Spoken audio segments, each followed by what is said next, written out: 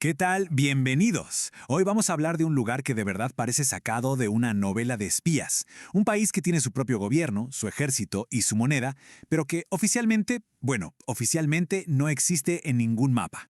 A ver, imaginen esto por un segundo. En plena Europa del siglo XXI hay un lugar que todavía tiene la hoz y el martillo en su bandera. ¿Suena una reliquia de la Unión Soviética, no? Pues sí, existe y se llama Transnistria.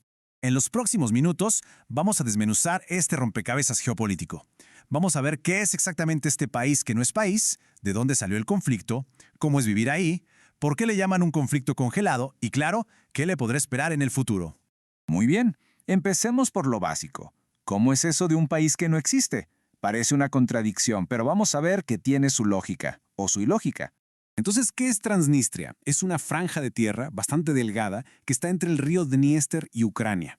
En la práctica, de facto, funciona como un país independiente, pero para el resto del mundo, para las Naciones Unidas, legalmente es solo una parte de Moldavia, una unidad territorial autónoma. O sea, en la realidad y en el papel son dos cosas completamente distintas.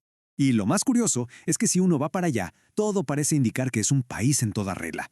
Tienen su propio gobierno, un parlamento, su propio ejército, policía, sistema de correos y hasta su propia moneda, el rublo de Transnistria. Tienen constitución, bandera, himno, vaya, tienen todo el paquete de un estado soberano. Bueno, ¿y cómo se llegó a esta situación tan rara? Para entenderlo, tenemos que viajar un poco en el tiempo. Vámonos al origen del conflicto. Todo este lío empezó con la caída de la Unión Soviética, cuando Moldavia, de la que Transnistria era parte, empezó a buscar su propia identidad, declaró el idioma moldavo, que es básicamente rumano, como el único idioma oficial. Y no solo eso, empezaron a hablar de reunificarse con Rumania.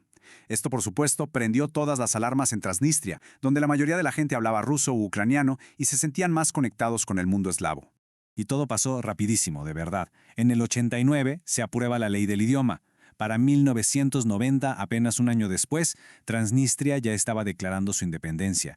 Y en 1992, la tensión explotó en una guerra que duró varios meses, hasta que se firmó un cese al fuego con la mediación de Rusia, que mandó tropas de paz que, por cierto, siguen ahí hasta el día de hoy.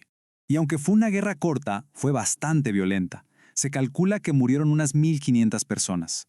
Esa herida, esa desconfianza que dejó el conflicto es algo que sigue muy presente y que define mucho de la política de la región. Esto nos lleva a preguntarnos, ¿cómo es la vida diaria para la gente de ahí? ¿Cómo es vivir en un lugar que no existe para el resto del mundo? Algo súper interesante de Transnistria es su mezcla cultural. Fíjense, no hay una mayoría clara. Casi un tercio son moldavos, otro tercio son rusos y otro tercio ucranianos. Esta diversidad es clave para entender por qué se sienten distintos. Ni puramente moldavos ni puramente rusos. Han forjado su propia identidad a partir de esa mezcla. Y aquí viene una de las cosas más locas de vivir ahí. El pasaporte de Transnistria no sirve para nada fuera de sus fronteras. Entonces, ¿qué hace la gente para viajar? Pues hacen malabares con las ciudadanías. Muchísimos tienen pasaporte de Moldavia, de Rusia o de Ucrania. A veces tienen 2 o hasta 3. Es la única forma que tienen para poder salir, estudiar o trabajar en el extranjero. Económicamente, Transnistria es como un museo de la era soviética. Su motor es la industria pesada, el acero, la energía. En su momento, esta pequeña franja de tierra producía el 40% de toda la riqueza de Moldavia.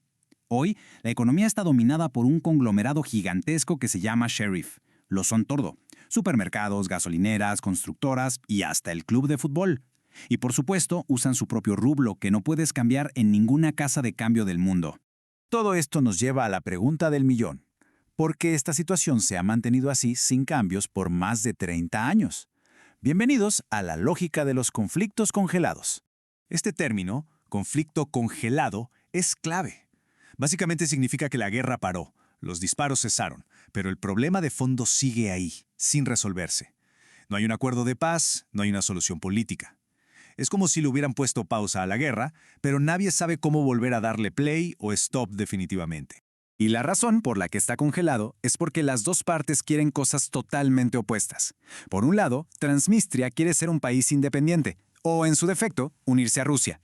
Y por el otro, la comunidad internacional, con Moldavia a la cabeza, insiste en que es parte de Moldavia y punto. No hay un punto medio posible, por ahora. Y el factor decisivo aquí, la pieza que mantiene todo en su lugar, es la presencia militar rusa. Hay alrededor de 1.700 soldados rusos estacionados en Transnistria. Para muchos, ellos son la verdadera garantía de que Transnistria siga funcionando como hasta ahora. y el mayor obstáculo para cualquier intento de reunificación. La postura internacional sobre esto es clarísima. Ya en 2018 la Asamblea General de la ONU votó una resolución que básicamente le pide a Rusia que retire a sus tropas de ahí de forma incondicional y sin más demora. Una petición que, como se pueden imaginar, no ha tenido mucho efecto hasta ahora. Después de décadas en este limbo, ¿qué sigue para Transnistria? ¿Hay alguna luz al final del túnel? Entramos a la parte final, su futuro. La situación actual de Transnistria es una gran paradoja. Por un lado, funciona como un estado. Por otro, nadie lo reconoce. Políticamente, mira hacia Moscú, pero económicamente su principal cliente es, irónicamente, la Unión Europea. Y sigue siendo una de las piezas más complejas en el tablero de Europa del Este. Y los eventos recientes en la región no han hecho más que complicar las cosas. En marzo de 2022, el Consejo de Europa subió el tono y, por primera vez, declaró oficialmente a Transnistria como un territorio de Moldavia ocupado por Rusia. Es una declaración muy fuerte, que endurece las posturas y hace que una solución negociada parezca aún más lejana. Y todo esto nos deja con una pregunta flotando en el aire. En un mundo donde vemos nuevas tensiones y fronteras que se mueven, ¿es Transnistria solo una extraña reliquia de la Guerra Fría? ¿O es quizá un adelanto de los conflictos que podríamos ver en el futuro? Es una pregunta que de momento se queda sin respuesta.